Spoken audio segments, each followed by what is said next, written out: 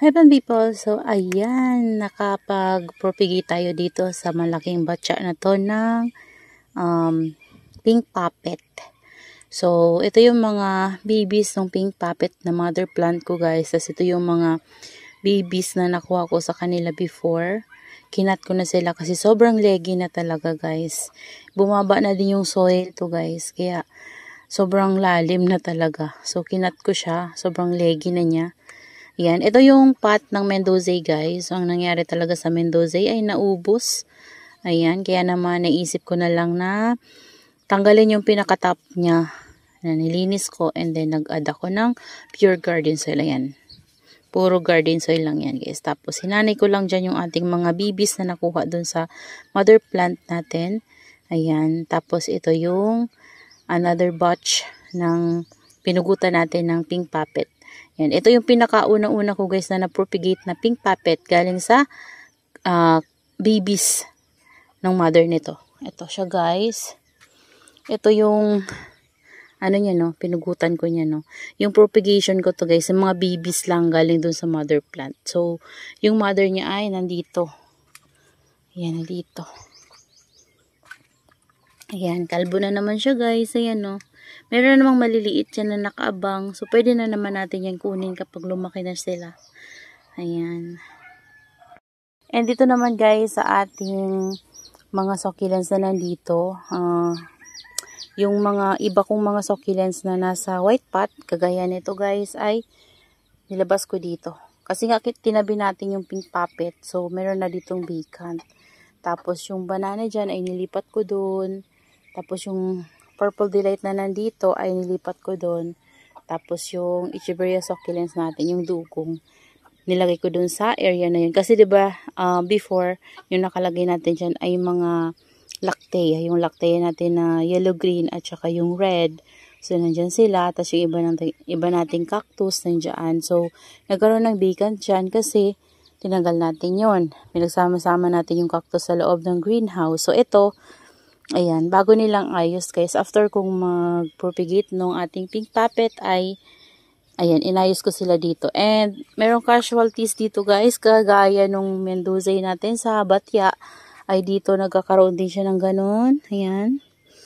Tapos dito, tinanggal ko yung nagmashi leaves niya.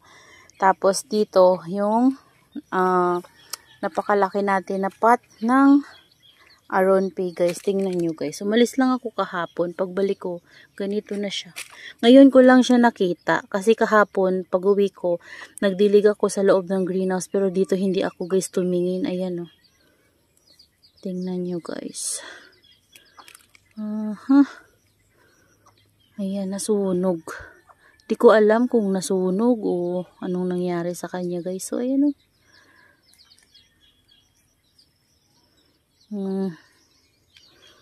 So, bumigay. Mga cuttings lang din to guys. Mga propagations natin ng Aron P. So, hayaan ko na yan guys. Bahala na siya.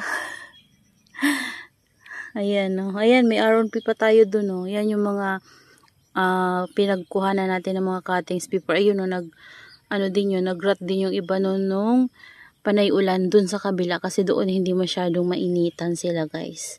So dito naiinitan sila pag uminit pero ayan bumigay to. Ewan ko kung anong nangyari sa kanya kasi kahapon tiningnan ko pa sila. Kasi last day bago ko umalis tiningnan ko pa sila guys and okay naman pag uwi ko kahapon and ngayon ko lang sila nakita. Ayan na guys. Tas dito yung Chloe natin. Ito yung pinaka-mother ko ng Chloe guys. And I think na sunburn siya. Tapos ayan, na ganito din siya guys. So hindi talaga natin guys maiiwasan na maganyan yung mga succulents natin. Lalo na sa rain or shine sila. So dito kasi na area guys, wala na tong net. Ayan, yung dito na area.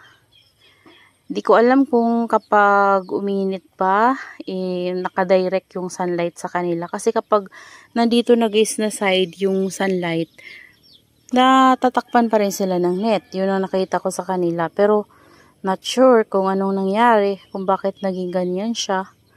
Ayan, kasi ilang araw na, mahigit 1 week na natin sila nang ilabas dito. Okay naman. So, ngayon lang talaga. And siguro dahil din sa sobrang ulan, yun, possible na yun din yung cause kung bakit na ganyan sila guys. Kasi sobrang maulan na talaga ngayon. Ayan, tingnan nyo guys yung mga agave ko. Nabuhayan sila nung nilabas ko dito sa nauulanan.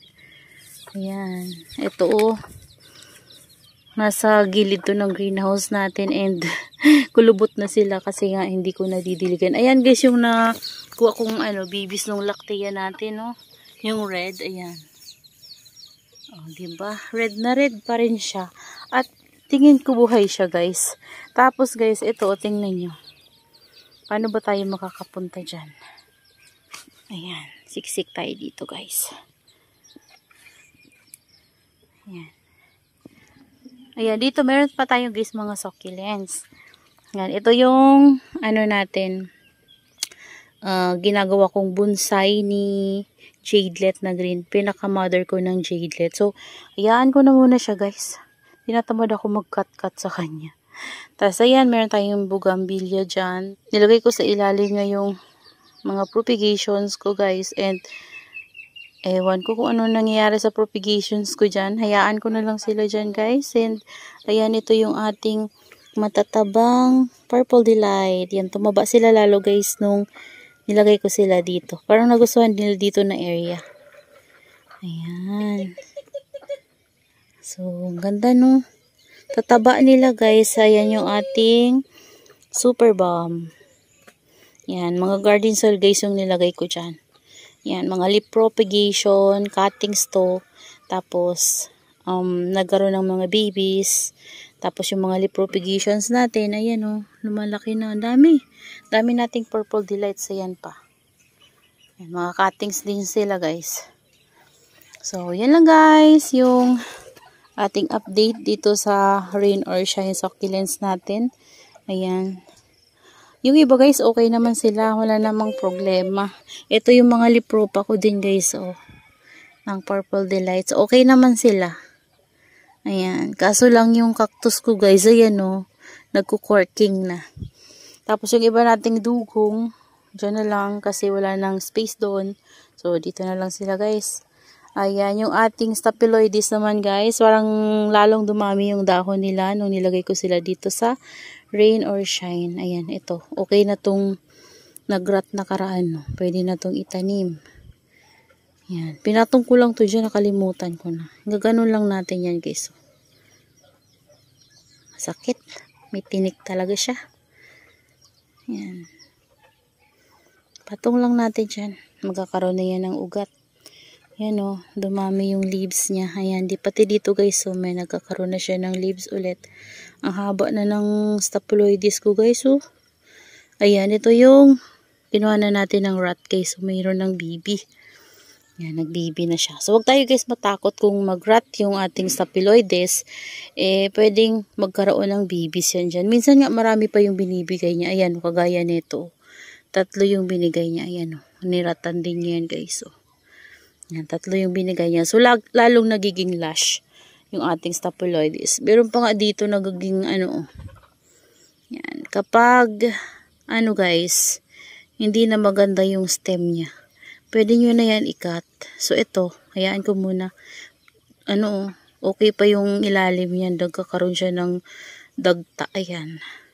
So hayaan muna natin. Yan yung mga propagations ko guys na niripat ko. Okay naman sila. Ayan. Tapos ito, okay naman din. Yung mga succulents ko yan, ng mga propagation na mga pinagbubunot ko dun sa prosperity pot. So, pinagsama-sama ko, pinagsisiksik ko lang dyan. Guys, ayan, okay na sila. Pinaulanan ko. Tapos yung elen ko guys, so, na nasa old pot yan before. So, ito yung mga pinagtatanggal ko guys na Mendoza sa top. Ayan, meron pa namang okay, pero ang liliit nila, ayaw ko na silang kunin. So, dyan na lang. Yan, mayroon pa tayong tatanim mo yung cactus. Ayan guys. So, yung mga nilagay natin dito sa area na to ay okay naman. So, dito mag-rearrange pa ako. Siguro succulents na lang din ang ilalagay ko dito sa area na to. Kasi, kapag cactus medyo mahilig sa water si cactus. So, yung succulents, kahit hindi ko sila guys madilig masyado dito, ma-neglect ko sila, okay lang kasi hindi naman nila kailangang i-water lagi. Ayan. Tingnan nyo to guys, si Solomon. Ganda ni Solomon. Tapos si Orion ko, napakalaki na dito. Ayan, lumito dati guys. Tapos ito ang tagal niya sa loob ng greenhouse. Kulubot na. Ginawa ko guys, tinuso ko dyan. Ayan, tingnan nyo. Okay na si Blood Moon. Ayan, pati ito, mga nilagay ko lang din. Patong-patong. Ayan na guys. Ito nasa rain or shine yan guys. Kinuha ko, tas tinuso ko lang dyan. Ayan. Ang ganda na. Napuno yung pot natin na yan. Ayan. Yung banana ko guys, kumunti yung dahon kasi lagi silang naulanan dito sa labas. So, hinayaan ko na sila sa labas kasi guys. Kasi kapag sa loob ng greenhouse, hindi ko sila madilig-dilig eh. So, dito na lang sila sa labas. Ayan, yung ating green lantern. Tapos si Leticia, okay naman. Ayan. So, that's all for today's video guys. And I hope you enjoy watching and see you on my next vlog. Happy gardening everyone. Bye-bye.